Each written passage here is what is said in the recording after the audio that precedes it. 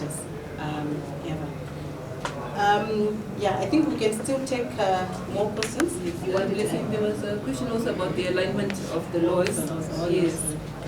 Again, I think as we all know from media reports, there has again been lots of calls for the alignment process to be dealt with in haste. But of course, the government has seen that its resources have certain challenges, and that they are working on the alignment of the various laws.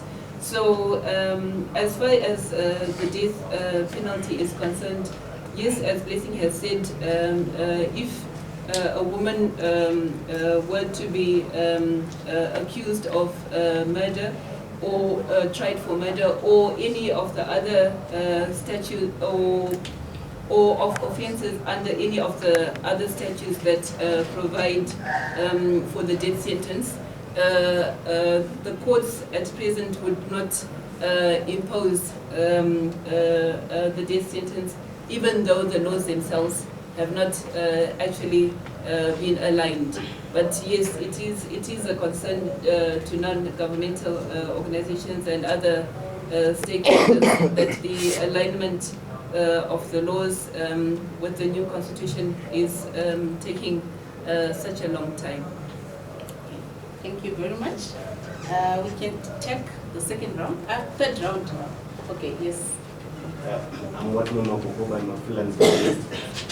My question can go to any of the organizations. I wanted to know, is there any alternative to the death sentence, especially in terms of number of years? And secondly, if there is any, isn't that going to be just something like a poetic justice whereby somebody can be given, for example, 100 years of a sentence, even if somebody is 25 years old, given that these days in some parts of the countries, the lifespan of people are no longer, maybe, people are no longer living yet, like they used to do, like some other countries maybe live up to 50 years old. So, if there is any alternative, isn't that going to be something that is going to just look as if the death sentence is no longer there, but in practical terms, it actually will be there? I also was the same opinion, close to that, saying, is there, like, what are the pros and cons of removing the death penalty or leaving it there? Are we not like promoting the people to commit murder just because they know there is no longer a capital punishment? Okay. Throughout the presentations, the presenters, I should say the four presenters, expressed surprise on the outcome of the draft when it did that clause which was talking about partial death penalty.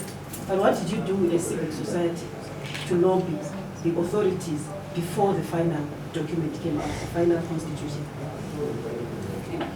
And then the question goes to the gentleman first. I think we want to hold from politicians within the ruling party, the senior people, including the president, calling for execution of the commentary. Actually, say they are history act. What's your comment?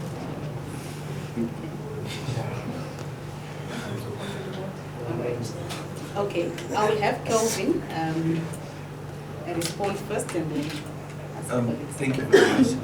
I think that's a different question, but it's also linked to committing murder. Yes, we want to acknowledge the increasing cases of rape cases in the country, and while it's the increasing cases, I think the calling for the aiding, I think this is also one of the things that we are here saying. We don't want anyone to be murdered in cold blood, but we want to acknowledge that we need to increase all our efforts to reduce rape in Zimbabwe, and in the majority of cases, again, you'd realize that, most instances, you'd realize that it's men who are committing these murders. It will go back again, and I want to link it to the second question that was asked.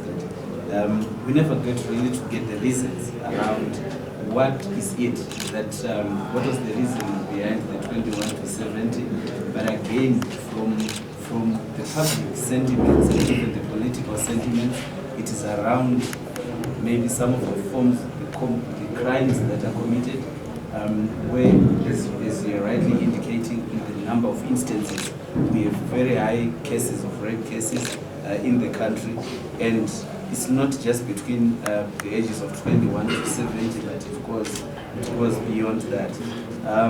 And our position is that we need to scale up all our efforts to ensure that every woman and every man is safe from any form of abuse.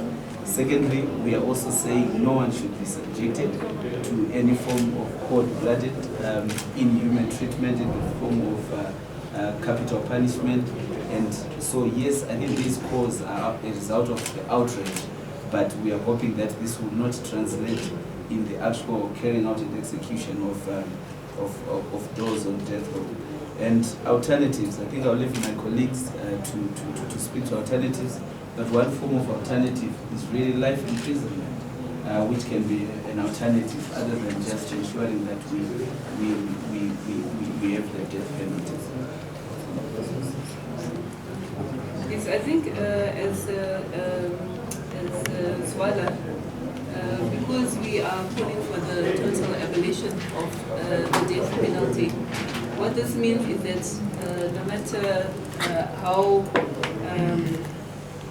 offensive a crime may be, we are saying that the death sentence is never justified under any circumstances, whether a person is convicted of the crime of treason or rape or gang rape or or murder.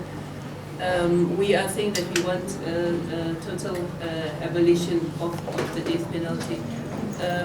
Because also studies have come to the conclusion that the death penalty is never really a deterrence. Most cases of murder are done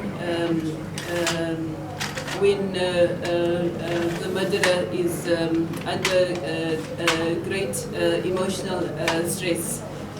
So whilst a person looking at a matter objectively may say, well, you know, no situation or crime ever justifies taking the risk of the death sentence. Very often when these crimes are committed, the person is not in a right frame of mind.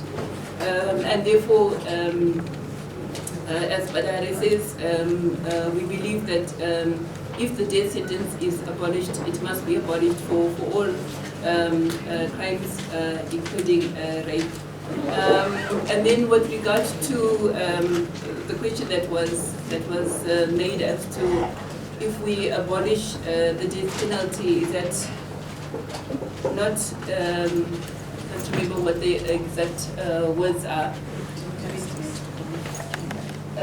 Are we not promoting people to commit? Oh yes, that's where we say that it's not really a deterrence. But yes, there is a provision for imposition of life sentences under